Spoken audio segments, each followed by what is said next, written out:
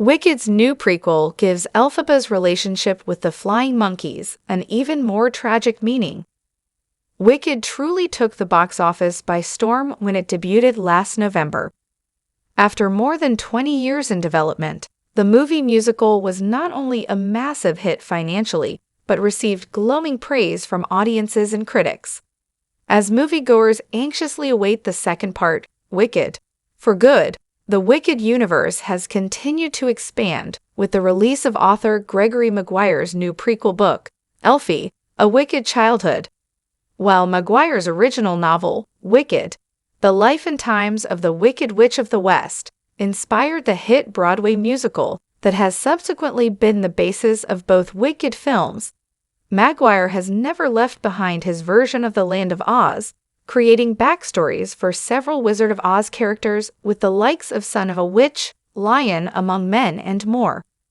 But with Elphaba, the author has brought the saga home by giving readers a look at Elphaba's childhood, and consequently has made one of her most famous attributes even more heartbreaking by giving a deeper backstory to the infamous flying monkeys. It's no secret that Wicked, the musical, took a lot of liberties when it adapted Maguire's dark political novel for the stage. In fact, the legendary relationship between Elphaba and Glinda is just one element of the book. The book itself is much more revisionist, rather than a light prequel to The Wizard of Oz, and offers darker backstories for much of Oz, including the flying monkeys. While original Oz author L. Frank Baum's flying monkey origin saw the creatures becoming enslaved to the Wicked Witch via a magical golden cap, Maguire's book saw Elphaba actually create the species in a rather disturbing way. Wicked, as both a musical and a film, sees Elphaba inadvertently create flying monkeys at the behest of the wizard. However, the book sees the witch do so via a surgical procedure. Elphaba stitches the wings of a large bird known as a rock-on to snow monkeys, as well as using spells from the grimoire to create them. It's certainly one of the more jarring elements of Maguire's book, one that wouldn't have worked in the musical due to its lighter nature. However, Maguire's latest contribution to the Wicked universe adds a greater sense of tragedy to Elphaba's actions. Wicked the film managed to add a lot more depth to Elphaba's arc by including scenes for which the musical didn't have room. One of the best examples came from the sequence featuring a young Elphaba.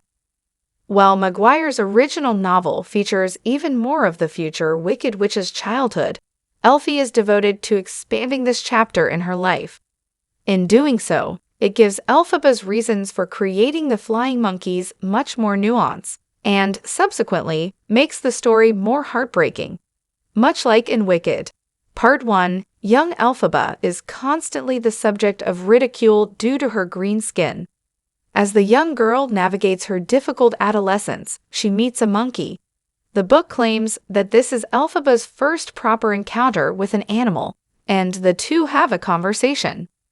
As it turns out, the monkey experiences emotions similar to those of the future witch, and tells her that he wishes he could have wings so that he could escape predators. While Elphaba's intentions in the original novel were always from a noble place, this edition adds such a beautiful layer of nuance to the story. Even years after the encounter and rising to power in Oz, Elphaba is still trying to do right by those who showed her kindness over the years. In many ways, both the movie and the musical of Wicked have often been considered superior to their source material. This addition to Elphaba's arc is so much more tragic than what the adaptations present. At her heart, Maguire's Elphaba is still just a lost, lonely child, one who rarely found understanding in her life. And those who did understand are still influencing her decades later. It's truly a brilliant way to add even more depth to an already complex series, and to add even more heart to a story that has changed the way many of us see Baum's classic.